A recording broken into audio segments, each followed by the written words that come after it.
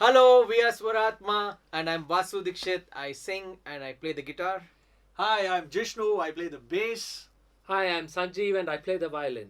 Hi, I'm Varun and I play the guitars. And we are very happy to be here to answer some questions for Anara Publishing. So here we go. So, when we started playing music, it was more of just these young college guys wanting to come together and create some new music and also exchange, learn, go out, have some chat, and spend an evening with like-minded people. That was more about it, and we never thought we would become professional musicians. So that's how it started, and we were more. It was more of having fun with each other, and like many of the guys would just hang around near the local katte, as we call, like the local, what do you say, a hangout place, and have tea and chat and all that. We would just hang at our house and make music. So, when it comes to writing a song, we don't necessarily follow a step or like a process as such. There are a bunch of songs we've written which has been, jammed with the whole band. Started off as a small idea. It could be a guitar riff or a vocal melody that we had, and we jam on it. Literally, we bring it into the room and let everybody just add whatever comes to their mind, and we keep playing it. We keep playing, and everyone is trying around and with their instrument and seeing, okay, what can I play here, what can I play there, and somehow in that process we end up writing new chord progressions which kind of automatically becomes the chorus and a bridge, and once we have some kind of a structure that we feel excited about, then we give it a break, come back, and then take it to our lyricist and get cracking on the lyrics process. That's one way we've written songs. We've also written songs of late, especially due to pandemic and stuff, sitting in the studio, literally trying things out on a recording software such as Logic or whatever, and ideas have flown that way as well. So it's, I don't think we really um, look into having a set process, like about when it comes to writing music. And also when it comes to even ideas and stuff, it's always been very organic. Whatever's happening around us, whatever we feel uh, bothered by in some way or affected by in some way, eventually ends up making its way into the song. Yeah, and the only regular thing is to not have a proper process. The process is to not have a fixed process, and also one of the things I believe, and it has also happened with the band, is to let the song come to us. In the sense, we keep jamming, and then the song will happen. So it is not like I have a song and then we jam on it. It's the other way around, and yeah, the the point I wanted to make is not to force ourselves into a song, but to be open enough for the song to come to us.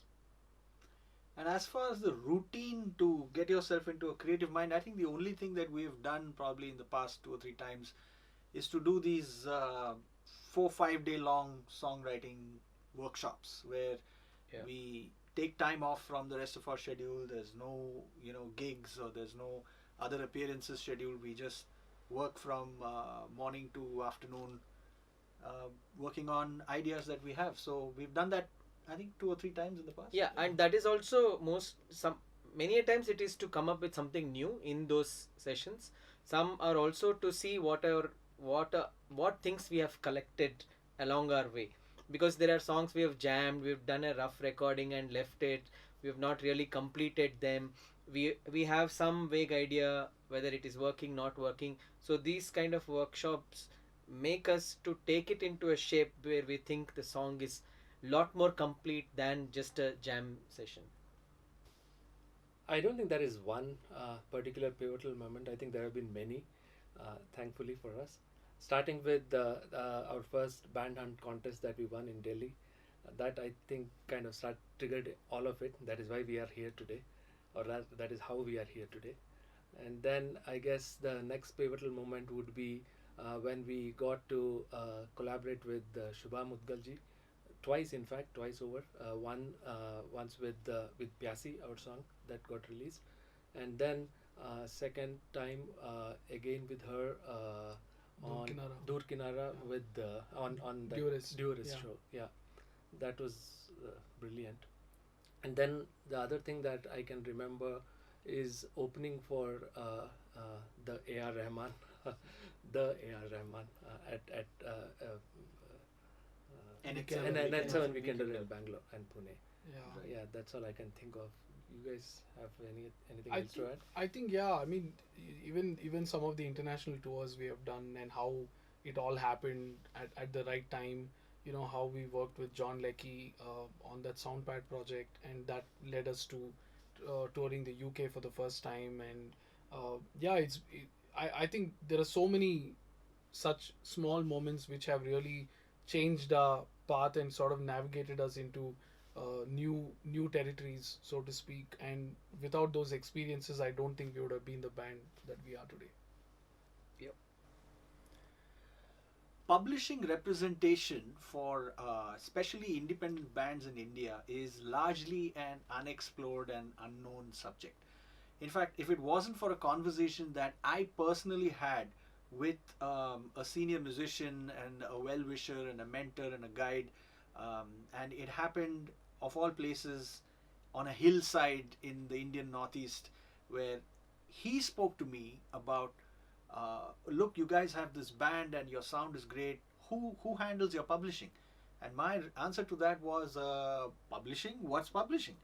And it took us time to understand this world of publishing, realize that there is an opportunity in music that you hold the rights to, finding new life and new avenues in sync and publishing as a space that needs to be explored and understood. So that's where the journey with Anara Publishing started as well, as a result of that conversation that I had. And as fellow composers, this is something that has come to our aid in the time of the pandemic, when live concerts and a primary source of revenues have dried up. We had a lot of gains with the sync and publishing deals that worked out over the last year or so. So yes, it definitely is something important. And if you are an independent musician, then you must educate yourself into what the world of sync and publishing is all about, and then work with Anara Publishing or somebody like that who can represent your music and take it to the places where it should go. So for me, Kumar Gandhar, as a performer and also as a person, and what music made him is a big influence. And another I could think of is probably um, Pink Floyd, for the kind of music that they made and kind of genre that they created. For me, I come from following a long list of instrumental rock guitar players such as Joe Satriani, Steve Vai, Andy Timmons, and Eric Johnson, and also bands like Metallica, Carnival, Muse, Radiohead. A lot of these bands have kind of been my influence, but I do draw inspiration from a lot of modern artists as well. Like especially if you're looking at some of the newer guys, like even be it like Billie Eilish or even Dua Lipa or anything of that sort. With the kind of stuff that they're doing, it helps us, especially given the new direction that we are sort of taking with the band. A lot of these pop acts have kind of played an instrumental role. An instrumental role? In the instrumental music category. Being a violinist, I've been influenced greatly by many of the great violinists of the past and present. The biggest of them would be Dr. L. Subramaniam, that I've been kind of a big fan of since my childhood. And I also kind of love all the 18th, 19th century music from the West, which is like pure Western classical by Bach, Beethoven, and Mozart, and the likes. So that's kind of my influence, and that's what I bring to the band. As for my influences, I think I've been greatly influenced by bands that have stood the test of time by continuously investing in both each other as well as their ideas. So U2 for me would be a great example of a band that has spent a better part of their lives being with each other, playing music together, and constantly reinventing themselves. Closer Home, Indian Ocean is a band like that, that is, in their heydays used to be much greater than the sum of their parts, and that's been a hugely inspiring thing for me. As far as musically, I think, bands like Royal Blood is what I'm listening to of late, and yeah, they're great. So I have something very specific to say about music and trends. And we have seen, as a band that's been around for over a decade, we've seen several trends come and go. And I don't think we ever consider the trends when we think of the kind of music we are actively looking to create. Um, Whereas, yes, we listen to the kind of music that's happening and we internalize it, and in some form it comes out in the way we express ourselves. But I don't think we've ever felt the need to fit into the musical trends in the Indian music scene. We are not friends of the trends. Yeah, for me personally, Requiem for a Dream is one of the films where music plays almost like a character in the film. It's almost as equal as the camera itself, because if you remove the music from that film, it's almost like you know eating food when you are COVID positive. What does that even mean? Like no taste. Oh, no taste. Like that, Okay, no okay, taste, okay, no okay. smell. It's like that. Right. That film, that music is like, just made so perfect, and one one can't live without the other. So I think something like that is one of my favorite example of how music is used in a film. Having said that, there are several films like Babel, where Gustavo is used music mm, very mm, very subtle and very very sensitively and sensibly, and not overpowering um, any mm, anything else that's happening in the film. It's just it's almost like how we say the bass plays a part in our musical compositions, where bass is only felt and not like heard so much. Similarly, his music is like that, where it is there, but it's not forthcoming so much. Anything else? Any favorite use of TV music? series. TV series? I mean, I like stuff like Stranger Things, how it's like modern, but at the same time kind of has that whole 80s vibe, and how the entire score is done using those type of synths in it, which kind of the moment you listen to those, it takes you back to the time period. So it's pretty cool. And even movies like The Dark Knight, which Hans Zimmer scored, how powerful it is, just musically. And I like what Hans Zimmer said in one of the interviews. Why should music be subtle and in the background? Why can't it be in the foreground? So I think he does it beautifully. And even Trent Reznor's work in Gone Girl and stuff like that, yeah, pretty slick. And also in the early 90s, most of the Indian ads, TV ads, had very strong musical influence. Also because we were coming from an era of radio, where sound and music was the main thing. So if you take at the radio ads were actually the same TV ads, only the sound or audio was used. For example, Nirma as a washing powder Nirma, like that. It was like, those are like iconic. If you look at that era of the jingles or music that was used for ad films, was very very they were melody based and very very retainable.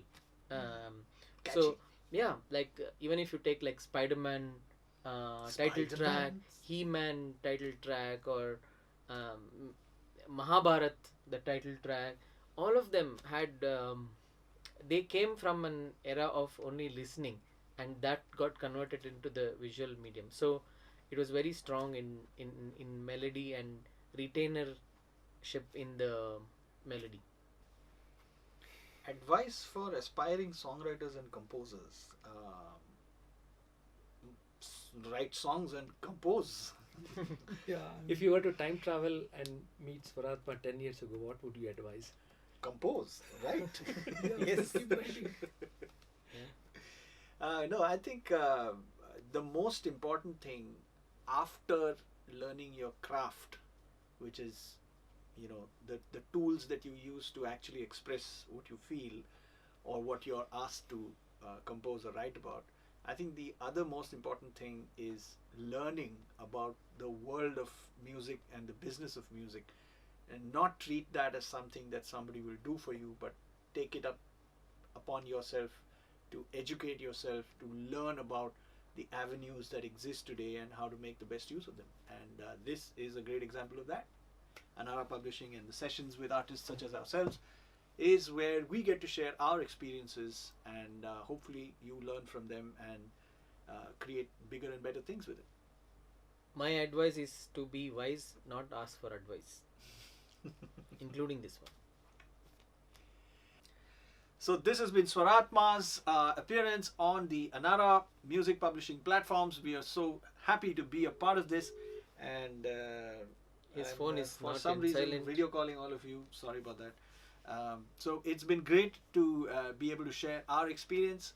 So you can listen to our music on Swarathma. We are available everywhere on all streaming platforms, and follow us on Instagram and follow Anara Publishing for more such updates. We'll see you soon. Bye bye. Peace.